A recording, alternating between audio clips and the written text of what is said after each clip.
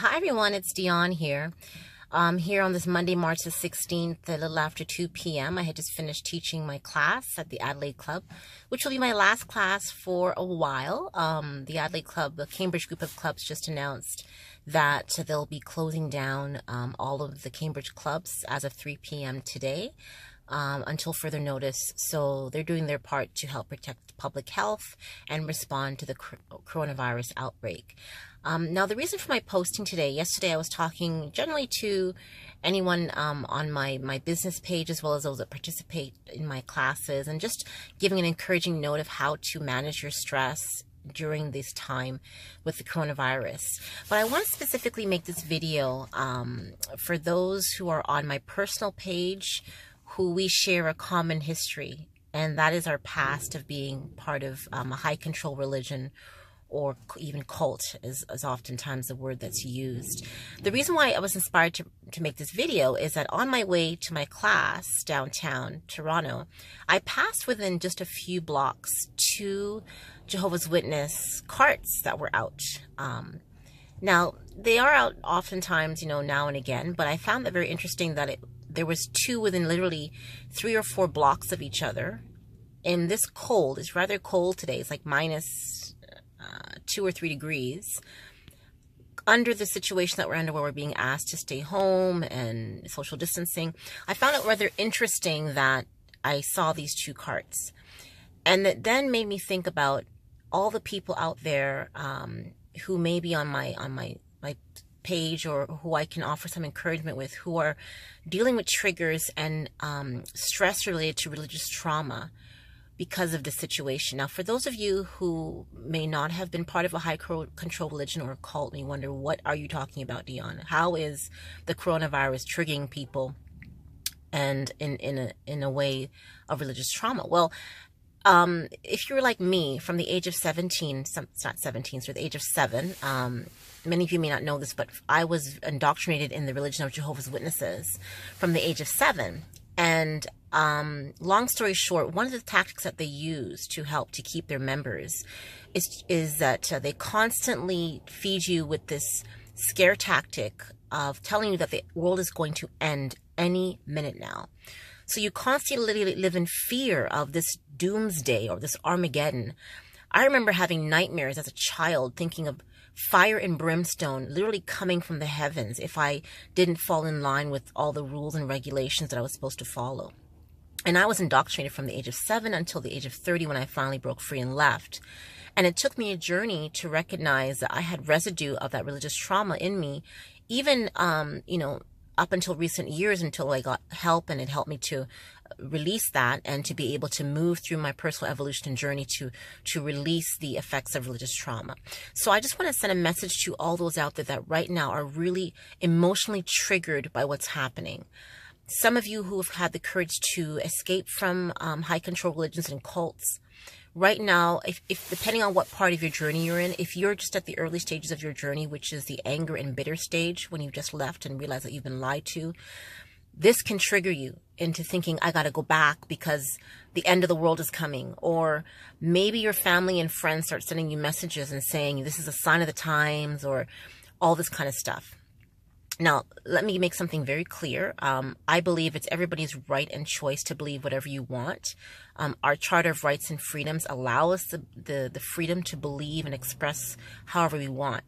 However, my concern is that when belief systems cross the line where they put people in danger, when they cause people to make irrational decisions that could harm themselves or others, is when we cross the line. And that is something that I am not for whatsoever. So organizations like the Watchtower and similar, like I think Scientology, I believe some elements of Seventh-day Adventists and Mormons, oftentimes instill from a young age this fear that the world is going to end at any minute. And it causes people to make irrational decisions, such as not take certain health care because they think that, well, I'm going to die anyway, any minute. So they may not take certain health care. They may not listen to the secular authorities. Like what I was taught when I was growing up as a witness is that we basically ignored we didn't feel that when I was a witness, I'm not a witness now, but witnesses generally do not trust. They have a very skeptical view of when it comes to the government. They don't trust what they say. Oftentimes they don't make decisions that are important, like saving and planning for retirement, because they honestly believe that any day now is going to be the doomsday, end of the day. So now with this epidemic, I'm confident that there's many witnesses out there who are thinking, yep, here it is, it's coming. And if you left recently, you may be triggered by thinking, oh no, maybe this is true.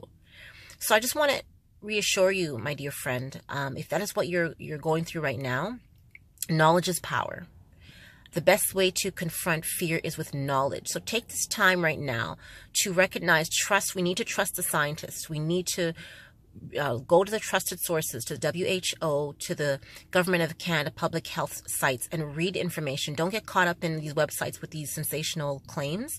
Make sure you're getting your information from the right sources of how to protect yourself and how to protect those around you.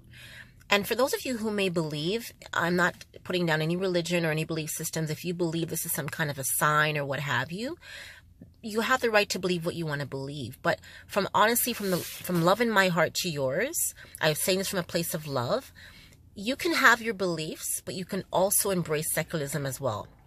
So you may believe in a higher power, you may believe in God or Allah or whatever book that you may, Gita, Bible, whatever you may look to for a source of guidance. At the same time, you can also listen to scientists. The scientist is not going to go against or challenge your beliefs. So when they give us precautions of how to protect ourselves, they're doing so because they care, not because they're trying to challenge your belief system.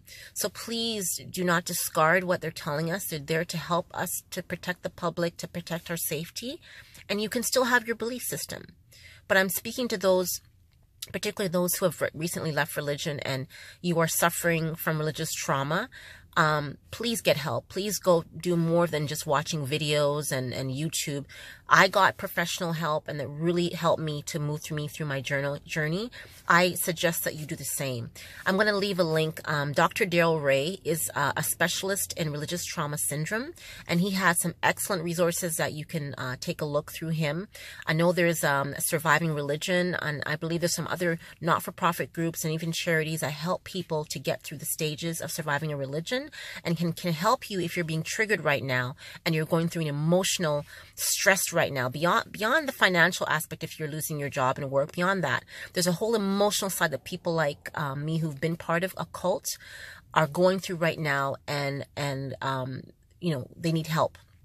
So from my heart to yours, please, please, please do more than just think that you can fix yourself.